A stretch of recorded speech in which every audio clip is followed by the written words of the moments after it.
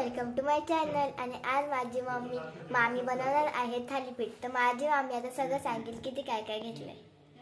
सर्वात आधी आपण हे बाजरीचं पीठ घेतलेलं आहे। हे 2 वाटी बाजरीचं पीठ, 1 वाटी ज्वारीचं पीठ, 1 वाटी चणा डाळीचं पीठ, 1 वाटी गव्हाचं पीठ आणि 1 वाटी हे तांदळाचं पीठ आणि मूग डाळीचं पीठ आहे। हे चवीपुरतं मीठ घ्यायचं, हळद घ्यायची, ओवा घ्यायचा, असा पूर्णच ओवा घ्यायचा सर्व असा, भरपूर कांदा आणि हे वाटण बनवून घेतलेलं आहे मी। हे वाटणमध्ये लाल तिखट, थोडंसं जिरं, थोडासा ओवा, अद्रक, लसूण हे सर्व एकजीव बारीक करून घेतलेलं आहे आणि भरपूर सारी अशी कोथिंबीर। हे सर्व आपण मिक्स करून त्याचा एक गोळा बनवून घ्यायचा आणि थालीपीठ बनवायचं। हे बाजरीचं पीठ जे आहे ते बाजरी आधी भाजून घेतली आणि ती दळून आणली, त्याच्यामुळे खूप छान टेस्ट अशी येते थालीपीठात। हे सर्व आपण असं मिक्स करून घेणार आहे।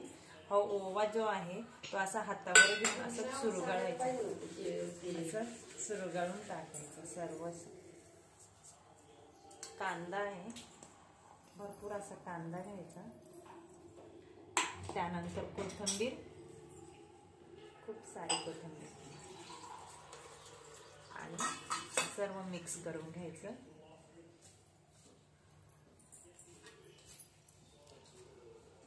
आणि नंतर हे वाटण यात टाकून द्यायचं। तर फ्रेंड्स हे बघा, आता थालीपीठाचा गोळा मळून झालेला आहे। हे बघा असा गोळा मळायचा, जास्त घट्टही नाही पातळही नाही, आणि तो आपला 10 मिनिटासाठी ठेवून द्यायचा असाच। तर फ्रेंड्स हे बघा, आता 10 मिनिटं झालेले आहेत, तर 10 मिनिटं भिजावं लागतं। तुम्ही बनवताना थांबा।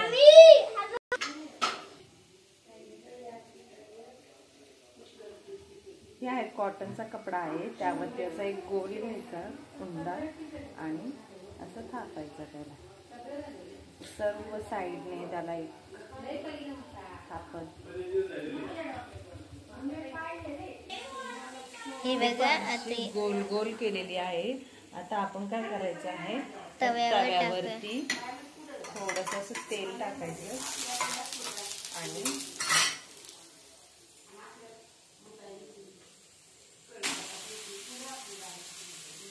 अशी टाकायची,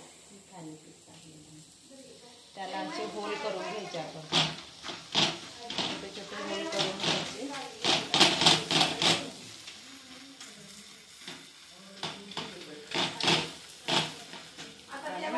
थोडंसं असं पाणी टाकायचं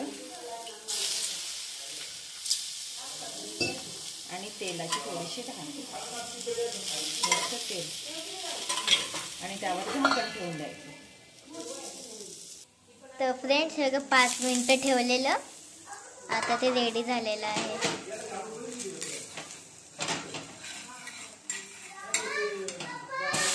हे बघा,